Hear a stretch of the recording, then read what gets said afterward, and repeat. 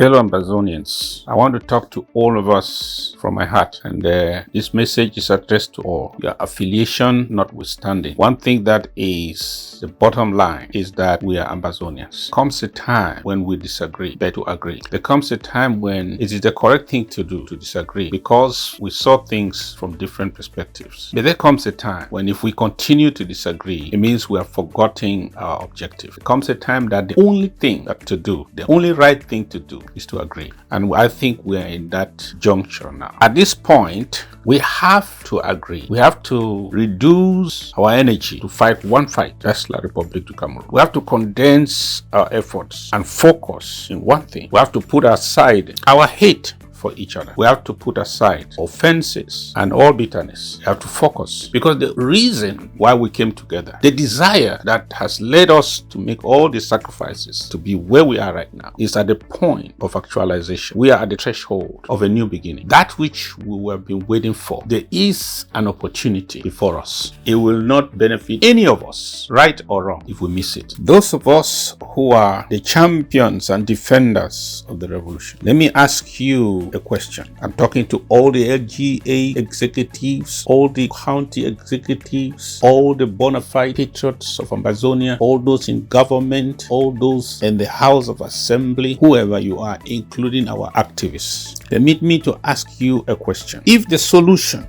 to every offense is to cut off the finger of the child, cut off at least a finger for every offense, how many of your children will have fingers today? Probably you yourself will have no fingers today. But when you look at your hand, you still have 10 fingers because none of them was chopped off every day, every time you offended parents, offended neighbors, offended friends or teachers. If your solution is to push away everyone who offends you, everyone who says something wrong against you, anyone who crosses your path wrongly, who does this and or does that, who looks a type who you don't like, if your only solution was to push them away completely out of your life for good, and you stay in your trench and say, I will never have anything to do with you, how many friends will you still have today? How many family members will still be called family today to you? By now, even if you are just 10 years old, 20 years old, 30 years old, 40 years old, you would have been a lone ranger. You would have been by yourself. But do you know why you still have people around you? Do you know why you still have a family? Do you know why you still have a community of people? It's because you never pushed away everybody who offended you. That's the fact. Some people will be mad. Some people will be angry. Some people will lose control and will do certain things. Some people will be ignorant and do certain things. Some people will be manipulated and deceived and do certain things. Some people might even be corrupted to do certain things. Some people might just don't like you and say certain things and do certain things.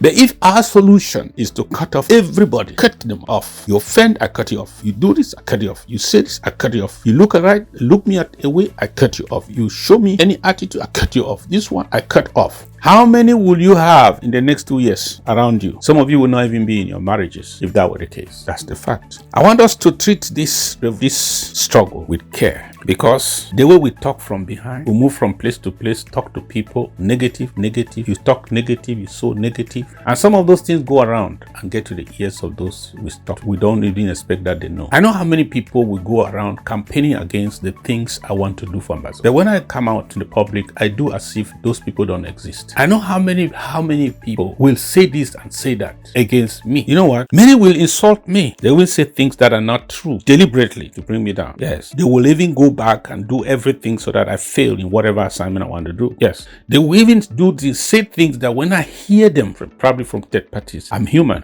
I feel it. I'm disappointed. But you know what? I have refused to be discouraged by any of that. None of that has determined my actions. There's no action I have taken or meditated based on how I feel because I've been mistreated, badly spoken of, insulted, or whatever. I thank God I can say that. But I cannot say that for everyone. Some people will be discouraged by the way they are treated. Yes. Some people will be discouraged by the way you talk to them. Some people will be discouraged by the way you handle them. Let us be careful, like parents do. Even if you have an idea, share it with love and make sure that you don't end up discouraging the people who are pillars. Let me say this. The people who are fighting for us are not angels. angels. You see those children in the forest, they are not angels. You see all of us in this government and those of us who are out there supporting the struggle, give our dime here. We're not angels. We're not. So if you want to see death, you will see death. And if you want to talk about death, oh yeah, you will find death. So much death to talk about. But when you finish discouraging everybody who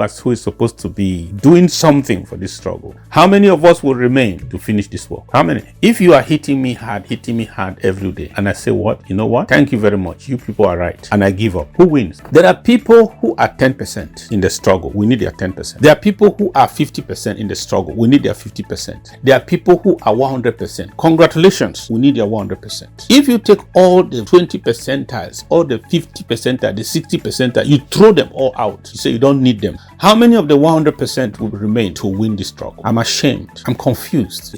We are not like people building with knowledge. Whatever you are doing, make sure that you are doing it to build. Whatever decision you are making, whatever action you are taking, whatever conversation you are getting into, whatever audio you are making, make sure that at the end of it, you build more than you scatter. You build more than you destroy. You encourage more than you discourage. I'm just one person. If you think that you can, everybody that has an X on him or a question on him is bad. Let's throw everybody aside. Well, let's try. Let's start now. And let us see how many of us remain to carry this stage. Ambazonians, I'm just telling you people that please, let us start a new chapter. Can we? Because if the vehicle is not driving, you think that it's only the passengers that have a problem. Sometimes it is a problem to the driver more than it is to the passenger. And what if the driver decides that I'm not driving again? I see children in the house. Sometimes they disagree to the extreme, and you see them walking up and down, one walking to the left, the other one walking to the right. They don't worry, you know that, because they know at the end of the day they still have a roof over their head. They will still sleep in that house, though in different rooms. But wisdom should teach them that if they continue that mess,